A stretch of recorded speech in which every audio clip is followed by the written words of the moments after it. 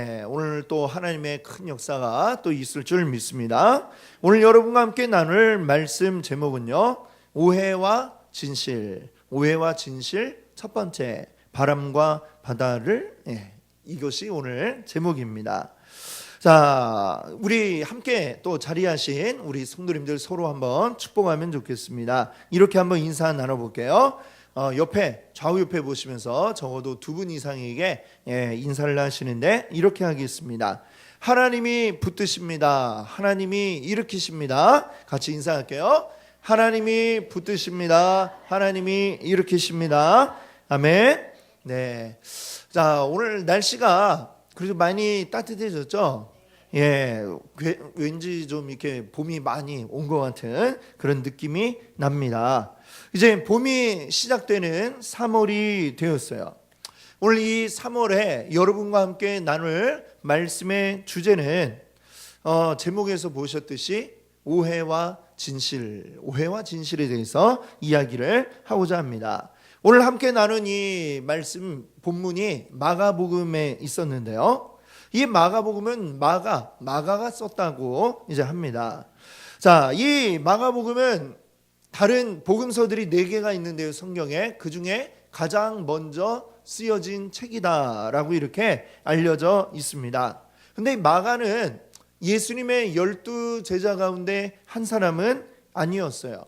하지만 그럼에도 불구하고 거의 초창기부터 예수님 주변을 쫓아다녔던 사람들 가운데 한 사람이고, 그리고 또 그뿐만 아니라 예수님이 부활하신 후에 그 제자들이 기도하며 성령을 받았던, 그래서 결국 성령을 받게 되었던 그곳이 어디였냐면 바로 이 마가의 다락방, 마가의 집이었다라고 알려져 있습니다. 또 그뿐만 아니라 이 마가의 삼촌이 누구냐면 바나바예요. 바나바. 바로 바울. 이 바울을 주님께로 인도하여 또 교회로 인도했던 바로 그 사람이 바로 바나바인데, 이 바나바가 마가의 삼촌이죠. 그래서 바울과 바나바가 또 함께 전도 여행을 이제 세계 각지로 떠나게 되었을 때에 그 첫 번째 전도 여행에 같이 길을 나섰던 사람이 바로 마가였습니다. 근데 아쉽게도 이 마가는 너무 힘들었나 봐요. 그래갖고 중간에 도망을 가버리는 또 그런 일이 있었죠. 그래가지고 바울이 마가에 대해서 아주 안 좋은 인상을 그때 가지게 되었던 것 같습니다. 그래서 2차로 전도 여행을 또 두 번째 떠나려고 할 때에 바나바가 우리 조카 마가 이제 정신 차렸으니까 또 데리고 가보자 이렇게 얘기할 때 바울은 안 된다. 이렇게 반대를 해가지고 좀 이렇게 성경에 구체적으로 안 나오는데 약간 다툰 것 같아요. 그래가지고 서로 마음이 안 맞으니까 나는 마가랑은 절대 못 가. 이래서 바울은 따로 가고 바나바는 또 마가를 데리고 따로 가고 이렇게 해서 2차 전도 여행을 떠났던 이야기가 있습니다. 하지만 또 그 후에 이 마가는 또 바울과 아주 잘 또 지내게 된 것 같아요. 바울이 쓴 편지들을 보면 마가의 이야기가 나오고 마가를 아주 좋게 이야기한 것을 보게 됩니다. 이 마가는 그래서 참 예수님의 그 활동하시던 때로부터 그 후에 초대교회에 여러 가지 일들이 이루어지는 곳에 마가가 늘 있었고, 또 초대교회 역사에서 뺄 수 없는 아주 중요한 인물이 바로 이 마가입니다. 그리고 성경에 나오는 복음서들 가운데 가장 먼저 이제 예수님에 대한 이야기를 썼던 사람이 바로 이 마가이기도 하고요. 그래서 아주 중요한 그 사람이고 이 마가복음이 아주 중요한 이 말씀이다라는 것을 생각해 볼 수 있겠습니다. 근데 이 마가복음을 보면 좀 재미있는 것이 이 마가복음의 특징이 있어요. 이게 같은 예수님의 이야기를 쓰지만 마태가 쓴 예수님, 또 마가가 쓴 예수님, 또 누가가 요한이 쓴 예수님의 그 모습이 같은 이야기를 하지만 조금씩 이제 그 독특함이 이제 있습니다. 그 저자에 따라서 독특함이 있는데, 마가복음에 보면 이렇게 재미있게 눈에 띄는 게 뭐냐면 예수님의 그 12 제자들에 대해서 굉장히 아주 답답한 사람으로 이렇게 적어 놓았어요. 무슨 얘기냐면 예수님이 막 이렇게 얘기를 하는데 도통 알아듣지를 못하고 말귀를 못 알아듣는 뭐 이런 사람들로 이 제자들을 묘사하고 있는 것을 볼 수가 있습니다. 그래서 물론 마가가 예수님의 그 12 제자들을 뭐 공격하기 위해서 아니면 바보를 만들려고 그래서 이렇게 쓴 것은 아니에요. 이제 그 의도가 있는데 의도는 제가 좀 이따가 이제 말씀을 드릴 텐데요. 이제 그런 부분들이 마가복음에 보면 이제 자주 등장을 하게 됩니다. 그래서 오늘 이 3월에 제가 여러분과 함께 나눌 것은 이 제자들이 예수님에 대해서 어떻게 잘못 생각했는가 하는 장면들을 하나씩 생각을 해 보려고 하는데요. 그걸 통해서 제자들이 무엇을 잘못 봤었지? 진짜 예수님은 어떤 모습이지? 라고 하는 것을 우리가 같이 살펴보려고 합니다. 제자들이 그 오해했던 것을 통해 과연 진실, 예수님은 진짜 어떤 모습이었는가를 생각해 보므로 우리 주님께 더 가까이 나아가는 이 한 달이 되기를 바랍니다. 자, 그래서 오늘은 그 중에 첫 번째로 이제 여러분과 함께 나눌 것은 바람과 바다를 이렇게 되어 있어요. 그래서 여러분 주보에 보시면 제목에 뒤에 바람과 바다를 하고 이렇게 보면 부호가 어떻게 되어 있어요? 물음표도 있고 느낌표도 있고 그렇죠? 자, 이게 어떤 의미일까요? 자, 이것들을 한번 우리 같이 생각하기 앞서서 영상을 하나 보려고 그러는데 잠깐 우리 저 방송실에서 또 함께하는 분들이 도와주신 분들이 또 있으면 더 좋을 것 같아요. 좀 본 영상은 어떤 영화의 한 장면이냐면은 페이스 오프라고 하는 영화의 이제 한 장면입니다. 우리 옛날에 제가 중학교 때 아주 유명했던 영화가 있어요. 남학생들이 반드시 꼭 봐야 할 영화. 영웅본색. 그 감독이 이제 헐리우드에 가고 만든 영화 이제 페이스 오프인데 지금 여러분 보신 장면은 뭐냐면 이제 악당이 이제 주인공을 찾아서 공격하려고 온 거예요. 총을 들고 사람들을 팍 데리고 왔고 그래갖고 막 총싸움이 벌어집니다. 근데 그 집 안에는 아이도 있고 아들이 있어요. 아들이 있는데 이 아빠가 어떻게 하느냐? 이 아이에게 총소리가 들리지 않도록 어떻게 했냐면은 귀에다가 헤드폰을 이렇게 딱 씌워줬어요. 그리고 음악을 탁 틀어줍니다. 그 아이의 귓소리에는 이제 음악만, 감미로운 음악만 이렇게 탁 조용히 흘러나와요. 그 음악 소리가 들리는 가운데에 계속해서 이제 밖에서는 난리가 났죠. 막 서로 총을 쏘고 사람이 막 죽어 자빠지고 비명 소리가 들리고 집이 막 다 부서지고 있네. 하지만 그 순간에도 이 아이는 어때요? 아빠가 잘 이제 보호를 해주기 때문에 안전하게 이제 결국은 이제 그 집을 이제 탈출하게 된다라는 이런 내용이었는데 아시겠죠? 설명 듣고 떠올려 보시면 그런 내용이었습니다. 이 어린아이가 사실 이 총알이 막 빗발치는 곳에서 안전하게 그 집을 빠져나간다라고 하는 것은 어때요? 이 아이가 혼자서 할 수 있는 그런 일이 아니죠. 그렇죠? 이건 뭐 그 속에서 이제 얼어붙어 갖고 어떻게 할지 모를 그런 상황인데 이 아빠가 잘 그 아이에게 총소리에 놀라지 않게 해주고 또 이리저리 잘 이렇게 보호하여서 무사히 빠져나오게 됩니다. 사실 현실적으로는 가능하지 않죠. 그렇죠? 아무리 뭐 헤드폰이 아무리 좋아도 총소리가 안 들릴까 들릴 것 같은데 그러나 영화니까 물론 가능한 이야기입니다만 그러나 이 영화 속의 놀라운 이야기 사실은 오늘 우리에게 일어나고 있다라는 사실을 여러분들 믿으십니까? 여러분이 지금 헤드폰을 쓰고 총알이 빗발치는 곳에서 내가 보호받고 있다라는 점을 여러분들 믿으시기 바랍니다. 오늘 우리들은 이 수많은 공격 가운데 있어요. 하지만 그것을 내 힘으로 헤쳐나가는 게 아니고 우리 하나님의 보호하심 가운데 우리는 안전하게 있음을 여러분들 기억하시기 바랍니다. 바로 우리 주님께서 우리를 지켜주고 계시고 그 아빠처럼 지켜주고 계십니다. 모든 문제를 뛰어넘는 분, 모든 문제 위에 계시는 분, 바로 예수 그리스도가 우리와 함께하고 계신 줄 믿습니다. 아멘. 자, 근데 우리가 이렇게 잘 알고 있는 이 문제를 예수님 제자들은 잘 몰랐던 것 같아요. 오늘 본문 말씀을 보니 예수님께서 제자들에게 배를 타고 우리 저쪽으로 가자라고 이렇게 말씀을 하십니다. 자, 오늘 본문에 보면 여기를 이제 바다라고 이렇게 표현을 했는데 사실은 여기가 바다가 아니고요, 호수입니다. 커다란 호수예요. 왜 호수를 바다라고 합니까? 라고 질문을 할 수 있는데, 사실 이 유대인들의 말에서는 호수나 바다나 다 똑같은 말을 사용을 합니다. 그걸 구분하지 않고 같은 말로 호수를 보고도 같은 말을, 그 말을 쓰고 바다를 보고도 그 말을 썼어요.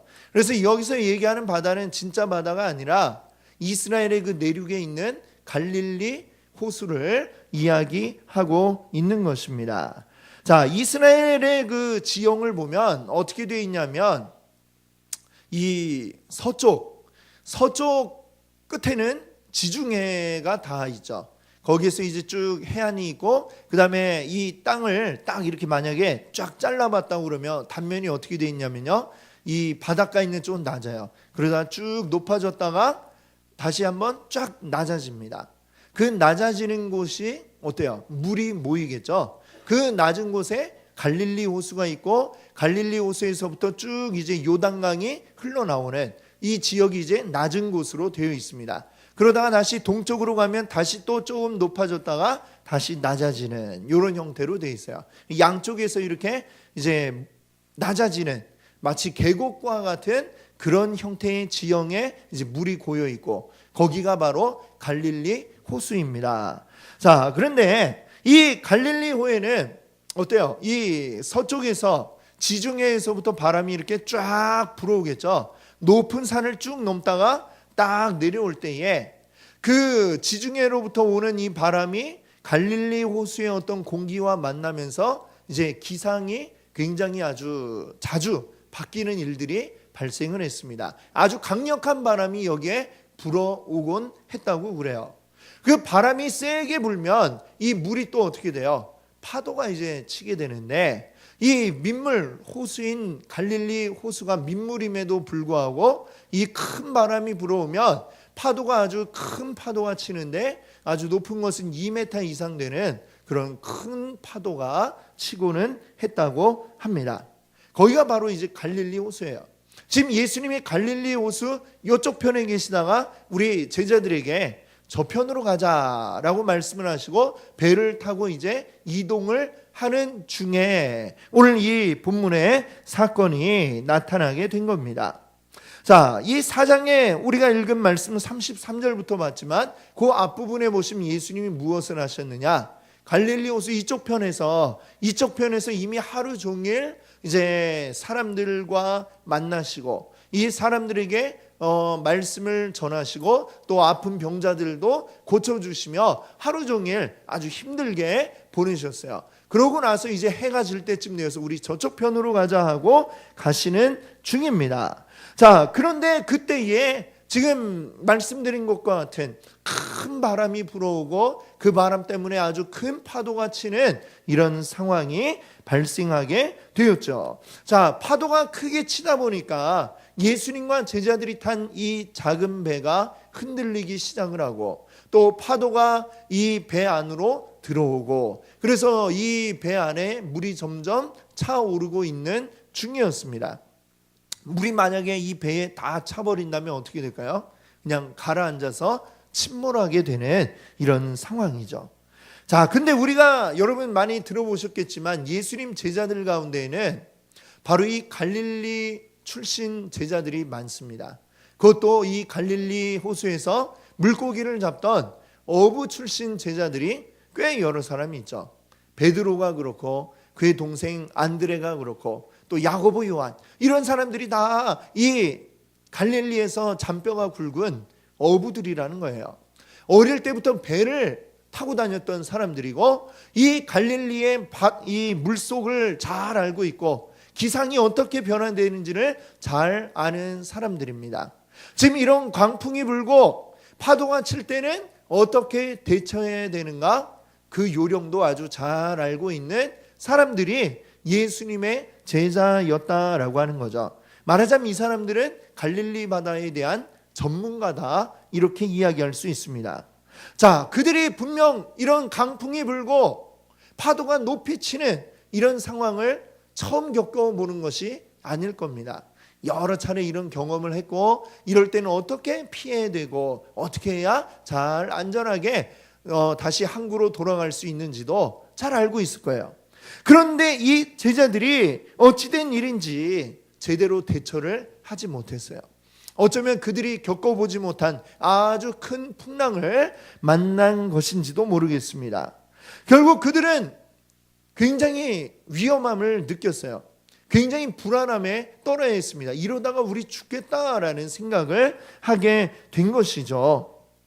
점점 물이 차들어오는데 이 큰일 났네. 이러다가 침몰하겠어. 우리 다 죽겠어. 라는 생각을 하였습니다. 이 불안한 마음에 제자들은 예수님을 찾았죠. 예수님을 찾았는데 이 예수님은 전혀 뜻밖의 장소에 뜻밖의 모습으로 계셨던 것이 오늘 말씀에 나타납니다. 38절을 보세요. 예수께서는 고물에서 베개를 베고 주무시더니, 자, 배의 고물이 어디예요?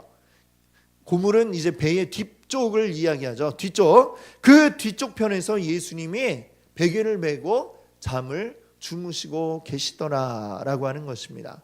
제자들의 모습과 예수님의 모습은 전혀 다르죠. 제자들은 허둥지둥 이제 우리 죽어서 어떻게 해야 돼 하면서 불안해하는 상태였다면 예수님은 전혀 어떤 일이 일어나는지 아시는지 모르시는지 너무나도 평안한 모습으로 그곳에서 누워서 잠을 주무시고 계셨습니다. 자, 그만큼 어쩌면 예수님의 그 스케줄이 굉장히 빡빡했기 때문이다라고도 우리가 생각을 할 수 있을 것 같아요.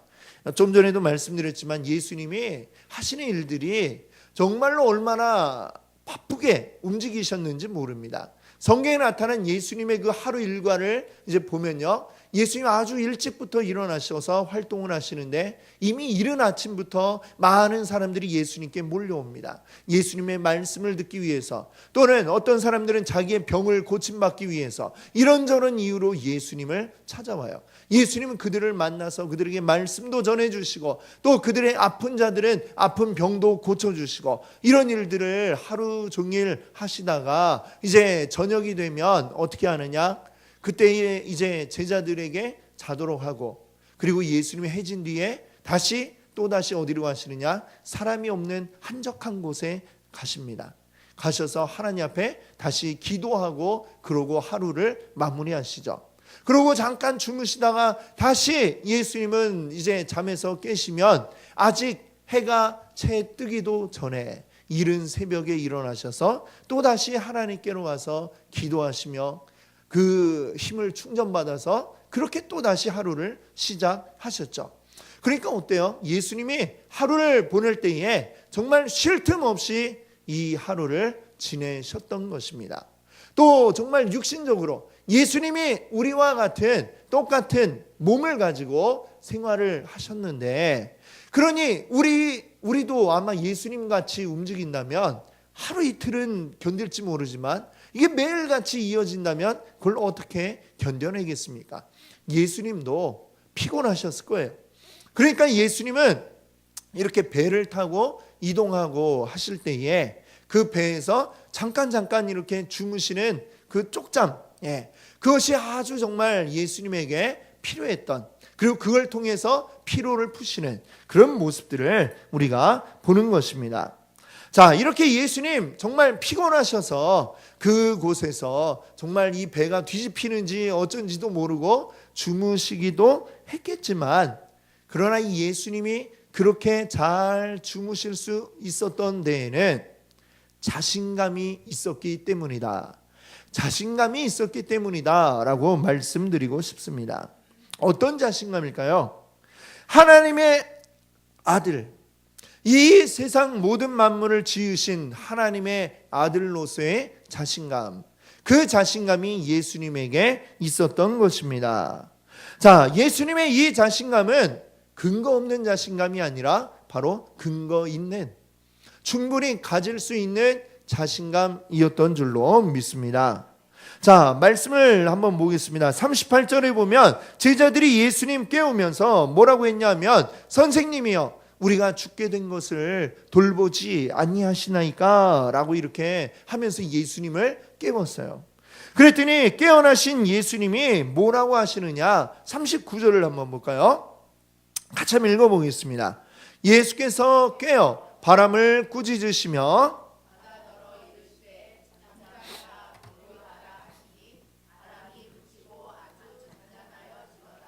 아멘.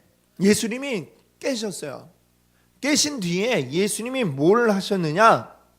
지금 이 배를 위태위태하게 만들고 있는 바람과 바다를 향하여 예수님이 어떻게 하셨느냐? 꾸짖으셨다라고 합니다. 그리고 뭐라고 외치셨느냐? 잠잠하라, 고요하라 라고 이렇게 외쳤어요. 그랬더니 어떻게 돼요? 바람과 바다가 잔잔해졌다라고 오늘 말씀은 전하고 있습니다. 깜짝 놀랄 말씀이죠. 잠잠하라 이런다고 바람이 잔잔해지면 세상에, 우리 연수구 얼마나 바람이 많이 붑니까? 그렇죠? 송도는 더 많이 분대요. 그래갖고 송도는 듣자 하니 별명이 붙었는데 송베리아라고 이렇게 한다고 하더라고요. 시베리아 뺨치는 그런 바람이 부는 곳인데, 우리도 외치면 잠잠하라 그러면 잠잠해지면 얼마나 좋겠어요. 근데 이렇게 할 수 있는 사람이 있습니까? 사람이 이런 일을 할 수가 있나요? 할 수 없죠. 사람이 잠잠하라 라고 외쳐도 바람은 듣지도 않고 계속해서 불 것입니다. 자, 이 일을 볼 때에 예수님이 과연 어떤 분이냐? 바람과 바다를 잠잠하게 하시는 이분이 과연 어떤 분이냐라는 것을 제자들도 고민하였듯이 이 예수님이 어떤 분인지 다시금 생각하지 않을 수 없는 것입니다. 예수님은 어떤 분이신가? 이 자연을 움직이시는 분, 이 자연 만물을 다스리시는 분이시다라고 하는 것을 오늘 이 사건을 통해 예수님은 보여주고 계신 것이죠. 자, 그런데 예수님이 제자들에게 이런 말씀을 하세요. 40절을 보니까 이런 말씀을 하세요. 어찌하여 이렇게 무서워하느냐 하면서 그 뒤에 뭐라고 다시 물으세요? 너희가 어찌 믿음이 없느냐? 너희가 어찌 믿음이 없느냐? 이 믿음이 없어가지고 파도가 일고 바람이 부는 겁니까? 예수님의 이 말씀은 무엇일까요? 자, 여기에 보시면은 어찌라는 말이 있는데, 이 어찌라는 말이 가지고 있는 그 원어의 그 뜻을 보게 되면 어떻게 왜라는 뜻도 있지만 또 한편으로는 아직도라고 하는 뜻도 가지고 있다고 그래요. 그 뜻을 넣어서 읽어보면 어찌 믿음이 없느냐, 이것이 아직도 믿음이 없느냐, 이렇게도 우리가 해석을 할 수가 있겠죠. 자, 이 두 가지 뜻으로 우리가 생각을 해보면 첫 번째, 자, 왜 너희 믿음이 없느냐라는 이 말씀은 제자들에게 지금 예수님이 어떤 의도로 물으시는 거겠어요? 너희 내가 누군지 제대로 된 믿음이 없니? 라고 이렇게 따져 물으시는 말씀이기도 하고요. 또 두 번째 뜻이었던 아직도 라고 이렇게 생각을 해보면 아직도 믿음이 없느냐? 그게 무슨 말이겠어요?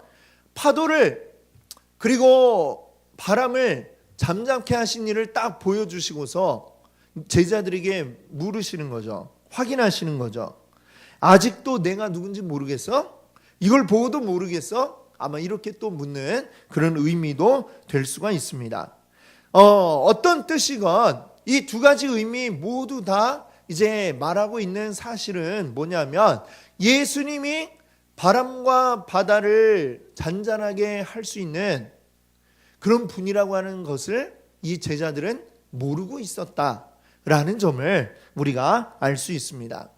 이 제자들은 과연 예수님을 어떤 분으로 생각을 했을까요? 그것을 알 수 있는 힌트가 이 앞에 다시 가보면 38절의 힌트를 얻을 수 있는데요. 38절을 보시면 이렇게 얘기하고 있어요. 제자들이 깨우며 이르되 선생님이여 우리가 죽게 된 것을 돌아보지 아니하시나이까.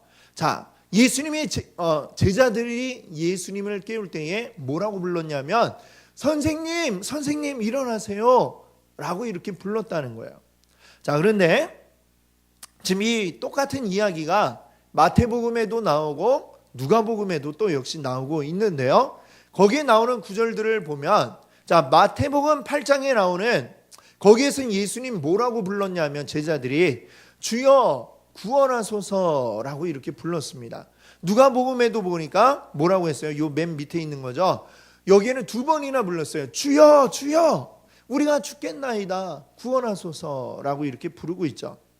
자, 어떻게 보면 이 제자들이 한 말을 똑같이 이제 적었는데 어디는 주여라고 했고 어디는 선생님이라고 했으니까 진짜는 뭐라고 불렀을까? 사실 그거는 알 수 없습니다만 이 사람이 마가가 지금 이 글을 적을 때 선생님이여 라고 적은 어떤 의도가 있겠죠. 마가가 적은 왜 선생님 우리를 구해주세요 라고 이렇게 적었던 마가의 의도가 있을 것이다 라고 하는 것입니다. 자, 그것은 마가가 뭘 보여주고 싶었냐면 지금 이 순간 제자들은 예수님을 뭐라고 생각을 하고 있었느냐, 주여 이렇게 생각한 게 아니라 주와 선생님의 차이를 아시겠습니까? 주라고 하는 건 뭐예요? 우리의 구주, 우리를 살리실 우리의 구원자를 주라고 부르는 것이고, 선생님은 뭐예요? 우리에게 좋은 것을 알려주시고 가르쳐 주시는 분이죠. 지금 이 순간 제자들은 아직은 예수님을 그들의 구원자 하나님의 아들로 생각한 것이 아니라 우리에게 좋은 것을 알려주시는 아주 훌륭한 선생님으로 이들이 생각하고 있는 상태였다라는 것을 지금 이 마가는 말을 하고 싶은 것이죠. 자, 그래서 이 제자들은 예수님이 바람과 바다를 잠잠케 하시는 그 모습을 보고 나서도 41절에 보니까 뭐라고 이야기를 했어요? 그가 누구이기에 바람과 바다도 순종하는가? 우와, 신기하네. 그게 무슨 일이지? 어떻게 잠잠하라 하니까 진짜 바람과 바다가 잠잠해질까? 지금 제자들은 아직도 이해가 되지를 않는 상황입니다. 예수님이 아직도 내가 누군지 모르겠니? 라고 이렇게 묻고 있지만 여전히 네 모르겠어요 라고 대답하고 있는 제자들의 모습을 보여주고 있는 것입니다. 자, 물론 이 마가가 제자들을 요즘 말로 디스하기 위해서, 제자들을 좀 이렇게 낮추고 이렇게 까기 위해서 이런 일들을 적어 놓은 것은 아니에요. 지금 마가가 마가복음을 쓸 때에는 어느 때냐면 이제 초대교회가 만들어지고 형성이 되었고 복음이 이제 막 퍼져나가기 시작하는, 그리고 이방인들에게도 복음이 퍼져나가는 이 아주 활발하게 복음 사역이 이루어지고 있던 그런 때였죠. 그리고 그 모든 교회의 중심에 누가 있냐면 바로 예수님의 제자였던 이 사도들이 중심이 되어서 이 교회를 이끌어 나가는 지도자로 활동을 하고 있었습니다. 지금 마가복음을 쓸 때에 이미 이 여기에 나와 있는 어리버리하게 보이는 이 제자들은 이 교회의 지도자가 되어서 이 성도들을 이끌고 있었다라고 하는 것이죠. 자, 성도들이 바라볼 때 지금 자신들이 우러러보고 있는 이 12명의 제자들, 그들이 이때에는 굉장히 예수님에 대해서도 잘 모르고 있었나? 라는 것을 이 마가복음을 통해 일깨워주는 것이죠. 그것은 뭐냐? 지금 이 마가복음을 계속해서 읽어나가는 동안 제자들은 여전히 예수님에 대해서 제대로 알지 못하는 모습들이 계속해서 반복되어져 나오고 있는데, 근데 이들이 결정적으로 바뀌고 변화된 것은 과연 어느 시점이었을까요? 어떤 시점에 이 제자들이 바뀌었을까요? 그것은 예수님이 죽음에서 부활하신 이후였다라고 하는 것입니다. 예수님의 부활을 맛보고 나서 그들은 바로 이 예수님이야말로 우리와 같은 사람이 아니었구나. 그냥 좋은 말씀 전해주시는 선생님이 아니었구나라고 하는 것을 그들이 비로소 깨닫게 된 것입니다. 바로 예수님의 십자가, 그리고 거기에서 부활하신 예수님, 승천하신 예수님을 만나고 난 후에 이 제자들은 완전히 바뀌어졌고, 그리고 그들은 이 교회를 이끄는 지도자들로 변화될 수가 있었다라고 하는 것이죠. 우리가 만나야 할 예수님은 어떤 예수님입니까? 바로 그런 예수님입니다. 우리의 구원자이시고 이 모든 세상 만물을 지으신 분이시며 그것을 다스리시는, 그래서 아까 우리가 영상으로 보았던 것처럼 이 세상에 어마어마한 그 시련이 우리를 괴롭히고 쓰러뜨리려 할 때에도 우리의 아빠와 같이 지켜주시고 보호하시는, 그래서 우리는 그 수많은 일들 가운데도 평안할 수 있는 근거가 되시는 바로 우리 여호와 하나님, 또 그 아들 예수 그리스도를 우리가 믿어야 하는 줄로 믿습니다. 아멘. 최근 뉴스에 보니까 인도의 그 독립운동가였던 마하트마 간디, 이 간디의 편지 하나가 경매에 나왔다라는 기사를 보았습니다. 이 간디의 편지의 내용은 간디가 예수님에 대해서 어떻게 생각하고 있는가라고 하는 것을 적은 바로 그러한 편지입니다. 이 편지는 1926년 미국의 기독교계의 원로였던 밀턴 뉴베리 프란츠에게 보낸 편지라고 그래요. 이 편지의 내용 일부가 그 기사에 실려 있는데 그것을 한번 제가 읽어드리겠습니다. 뭐라고 했냐면, 기독교인들은 보이지 않는 실체, 즉 신의 최고 현현이 예수 그리스도임을 믿을 텐데 나는 아무리 노력해도 이 말을 진실로 느끼지 못했습니다. 예수는 인류의 위대한 스승 가운데 한 명으로 생각합니다. 이런 내용이 그 편지에 나와 있는 것을 봅니다. 자, 이 간디는 영국에 유학을 일찍이 했었고 영국에서도 또 교회에도 가보기도 했고 기독교에 대해서 굉장히 많은 공부를 했고 성경도 엄청나게 읽었던 사람입니다. 어쩌면 우리보다 더 많이 성경을 읽었을지도 모르겠어요. 자, 그런데 이 간디가 생각하는 예수님, 간디가 알고 있는 예수님은 어떤 예수님이냐면 마치 마가복음 4장에서 제자들이 생각했던 것처럼 좋은 선생님, 훌륭한 선생님으로 그는 생각을 하고 있는 것입니다. 우리의 예수님, 우리가 믿어야 할 예수님은 좋은 선생님 예수님이 아닙니다. 우리 예수님은 이 모든 만물을 지으신 하나님, 그 하나님의 아들 예수 그리스도이신 것을 여러분들 믿으시기 바랍니다. 하늘을 향하여 그리고 바다를 향하여 바람을 향하여 명령하시면 이 세상 만물이 순종하는 바로 그러한 분이 우리 예수 그리스도이신 것을 여러분들 믿으시기 바랍니다. 그리고 그분이 우리를 위하여 이 땅 가운데 오셔서 우리를 위해 죽으시고 그리고 부활하시고 살아나신 분이심을 여러분들 믿으시기 바랍니다. 오늘 우리가 한번 생각해 봅시다. 내가 생각하고 있는, 내가 믿고 있는 예수님은 과연 어떤 예수님인가? 여러분이 알고 있는 예수님, 내가 믿는다고 생각하는 그 예수님은 과연 어떤 예수님일까요? 진짜 예수님을 믿고 있을까요? 아니면 나도 좋은 선생님을 믿고 있는 것일까요?